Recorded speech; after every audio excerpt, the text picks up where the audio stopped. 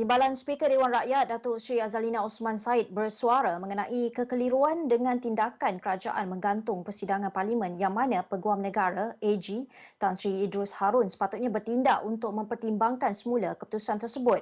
Dalam sepucuk surat yang ditulis Azalina kepada AG, beliau mempersoalkan sebab utama parlimen digantung sedangkan masih ada beberapa jalan penyelesaian yang boleh dilakukan bagi memastikan persidangan parlimen dapat diteruskan. Kita tahu dalam masa yang sama, Kerajaan Perikatan Nasional PN telah mengisytiharkan darurat bermula 11 Januari lalu dan proklamasi itu sekaligus telah menyebabkan persidangan parlimen digantung sehingga tamat tempoh darurat yang dikatakan akan berakhir pada 1 Ogos tahun ini. Kita nak tahu peranan Kabinet dan Parlimen dalam konteks darurat. Bersama kami jam ini adalah pensyarah pengajian sains pentadbiran dan pengajian polisi UiTM Mujibu Abdul Muiz. Selamat pagi Mujibu. Selamat pagi Gigi. Ya, Saudara Mujibu, surat Azalina kepada AG menarik perhatian ramai, terutamanya apabila beliau seolah-olah mempersoalkan atau menzahirkan kebimbangan terhadap ordinan darurat yang dibuat kerajaan. Dari segi persepsi, apakah Azalina dilihat menegakkan kedaulatan undang-undang? Ya, secara asasnya jelas ya apabila proklamasi darurat dilakukan, maka ordinan darurat ataupun EO ya, emergency ordinance itu telah overrule apa yang dipanggil sebagai perlembagaan persekutuan. Jadi dalam konteks ini jelaslah apabila telah digantung maka tidak ada sidang parlimen, tetapi persoalannya ada amalan-amalan di negara lain yang mengamalkan memberikan proklamasi darurat tetapi masih lagi memberikan peluang kepada sidang parlimen itu berlaku. Barangkali kita boleh ambil dalam pengajaran di United Kingdom dan juga di Amerika Syarikat, darurat ada tetapi masih lagi boleh melakukan parlimen dalam konteks melakukan remote sitting ataupun sidang jarak jauh ataupun virtual parlimen secara maya. Jadi ini antara option yang dilakukan di sana. Jadi barangkali dalam konteks surat Azalina inilah yang cuba dilihat, kerana jelas walaupun darurat berlaku, apa yang sepatutnya berlaku dalam konteks demokrasi berparlimen iaitu collective responsibility ataupun bertanggungjawab bersama di antara parlimen dan juga kementerian ini yang perlu ditekankan, kerana dalam konteks darurat walaupun kelihatan eksekutif semakin berkuasa dalam konteks ini, tetapi dia tidak berlaku dalam konteks sebetulnya kerana ada mekanisme-mekanisme perlu dilakukan bagi memastikan setiap kementerian itu masih lagi bertanggungjawab kepada parlimen, kerana inilah asas dalam konteks demokrasi berparlimen. Walaupun sekarang ini kita memiliki jawatan kuasa khas, tetapi barangkali surat Azalina ini melihat secara implisit bahawa perlu ada perluasan tanggungjawab dan juga penubuhan tanggungjawab jawatan kuasa teknikal khas barangkali ya untuk melihat kebertanggungjawaban ini ataupun tanggungjawab kementerian terhadap parlimen ini boleh dimainkan dengan meluas walaupun dalam konteks darurat diisytiharkan.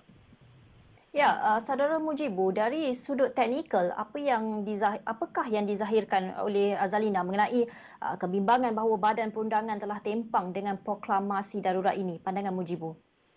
Ya, barangkali salah satunya adalah ada kekhawatiran bahawa badan eksekutif nanti akan bertindak secara sewenang-wenangnya ya, disebabkan tidak ada check and balance berlaku dalam tindakan mereka selepas parlimen digantung. Jadi secara teknikalnya ketika ini kita ada jawatan kuasa khas yang telah pun diumumkan dan keahliannya itu dianggotai oleh pelbagai pihak termasuklah juga 3 daripada wakil pembangkang, tetapi barangkali itu tidak mencukupi kerana beban tanggungjawab itu dilihat lebih fokus kepada perkara-perkara yang berkaitan dengan COVID-19 tetapi tidak melihat kepada perkara yang sepatutnya iaitu pertanggungjawaban kabinet ataupun ministeri kementerian kepada parlimen. Jadi barangkali lah ya, cadangan saya barangkali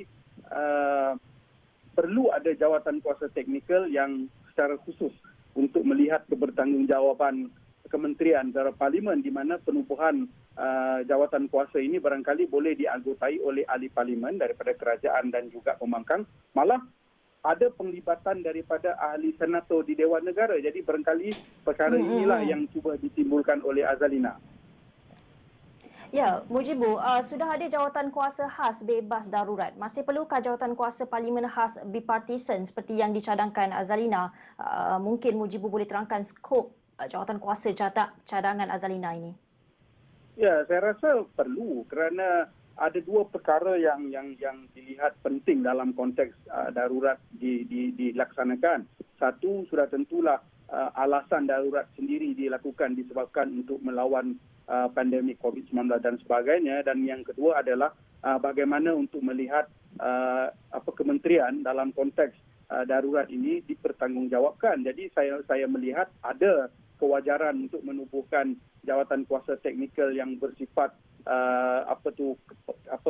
keparlimenan tadi ini. Kerana apa? Kerana dalam konteks kementerian boleh melakukan perkara-perkara yang tertentu tanpa ada kebertanggungjawaban ataupun check and balance daripada ahli parlimen, maka ini barangkali boleh memastikan fungsi dan mekanisme itu masih berfungsi walaupun tidak sepenuhnya dalam sistem yang sepatutnya, di mana tanggungjawab kementerian tadi itu boleh dipertanggungjawabkan oleh jawatan kuasa teknikal ini. Dan sekiranya berlaku sebarang pelanggaran ataupun ketidakpatuhan di pihak kementerian, maka jawatan kuasa ini boleh melaporkan perkara ini terus kepada Yang di-Pertuan Agong, seperti mana juga jawatan kuasa khas yang ditubuhkan untuk memberi nasihat kepada Yang di-Pertuan Agong terhadap melawan dan membasmi pandemik COVID-19. Jadi saya melihat barangkali beginilah fungsi yang sepatutnya dimainkan kalau sekiranya ada jawatan kuasa teknikal khas yang dilantik bagi